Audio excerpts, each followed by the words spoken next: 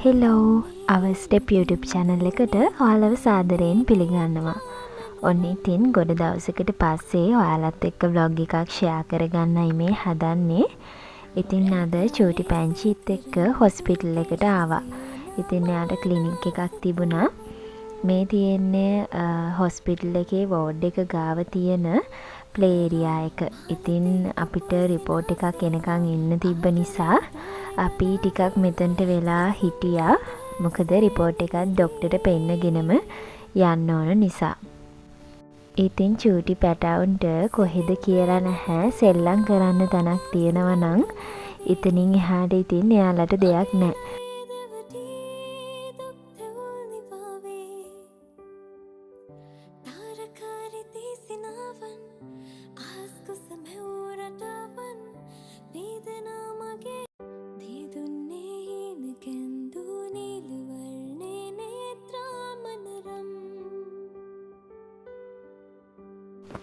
ඔන්න ඉතින් අපි හොස්පිටල් එකෙන් වැඩ ටිකක් කරගෙන ආවා.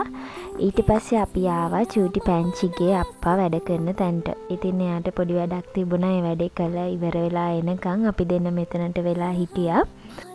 හොස්පිටල් එකේ මෙතන එහා පැත්තේ තියෙනවා ජූස් බාර් එකක්, පුංචි ජූස් බාර් එකක්. ඉතින් අපි ඒකට ආවා.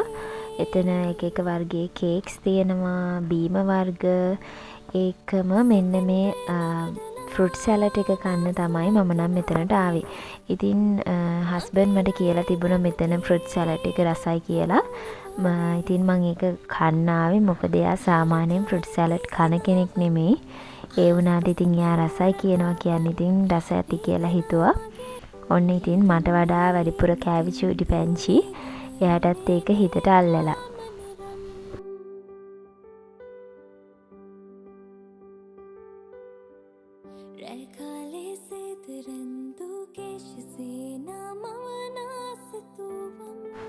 ඒකත් කාලා ඔන්න අපි ආයේ පිටත් වුණා. ඉතින් දැන් මේ යන්න හදන්නේ දවල් කෑම කන්න.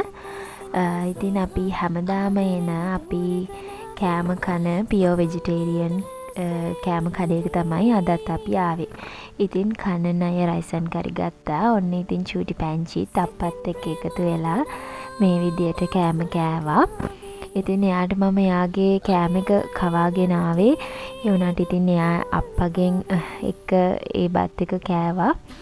මෙහි රයිසන් කරි එකත් එක්ක මේ විදිහේ පායසම් කප් එකක්, රසම් කප් එකක්, ඒකම මෙන්න මේ වගේ සුදු පාට මී කිරි දාලා හදලා තියෙන එකක්. ඒක මම දන්නේ නැහැ.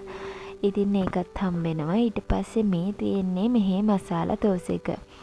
ඉතින් මං ආවතින් වැඩිපුරම කන්නේ මේක තමයි. මේකට එළඟි තෙරුත් එකතු කරගත්තාම හරිම රසයි. ඉතින් ඒකයි චට්නි එකයි පරිප්පු එක තමයි ඔන්න මම කෑවේ. ඉතින් දැන් කාලේ ඉවරයි. චූටි පැංචිටත් නම් ටිකක් මහන්සි වගේ. ඒ වුණාට ඉතින් එයා ඉන්න එයා හරි කැමති මේ විදියට එළියට ඇවිල්ලා ටිකක් කාලය ගත කරන්න.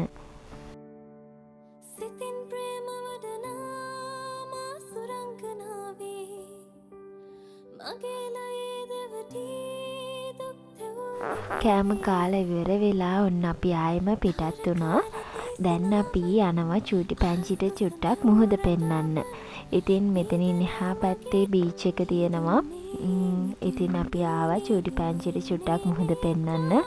මොකද එයාත් අම්මා වගේම මුහුදට හරිම කැමති නිසා.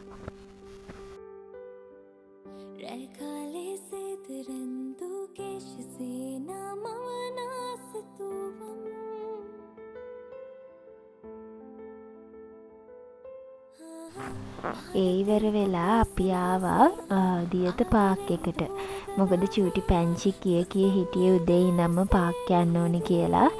ඉතින් එයාට නිින්ද යාගෙන ආවත් පාක් යන්න ඕන නිසා ඔන්න හැරගෙන හිටියා. පාක් එකේ සෙල්ලම් කරන්න ඕනේ කියලා. අද නම් ටිකක් මහන්සි දවසක්. මොකද එක දිගට මෙහෙ ගිහිල්ලා චූටි පැංචිටත් හරිම මහන්සි.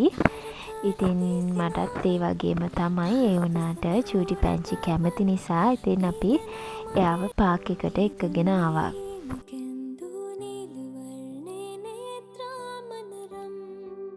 දියත පාක් එක කොළඹ මැද්දේ තියෙන හරි නිදහස් තැනක්. සෙනග නම් ඉතින් ටිකක් ඉන්නවා. ඒ වුණාට නිදහසේ ඇවිල්ලා කාලේ ගත කරලා යන්න පුළුවන් තැනක්. මේ තියෙන්නේ ප්ලේ ඒරියා එක. ඉතින් මෙතන අර මං කලින් පෙන්නපු තැන ටිකක් ලොකු බබාලට සෙල්ලම් කරන්න පුළුවන්. ඒ වගේම මෙන්න මෙතන නම් අවුරුදු 2 ඉඳන් වගේ බබාලටත් සෙල්ලම් කරන්න පුළුවන්. ඉතින් මං චූටි පැංචිව මෙතනට එක්කන් ආවා. මොකද අර අනිත් තැන ටිකක් උස සීසෝ එහෙම තියෙන්නේ. ඉතින් එයා හරිම ආසාවෙන් තමයි මෙතන සෙල්ලම් කරේ. ඇති වෙනකන් එහෙට මෙහෙට දුවලා සෙල්ලම් කරා. ඉතින් කන නයටත් මහන්සි එයා ටිකක් වාඩි වෙලා අපි දිහා බලාගෙන හිටියා. ඉතින් මම චූටි පැංචිත් එක්ක එයා සෙල්ලම් කරන තැනට වෙලා හිටියා.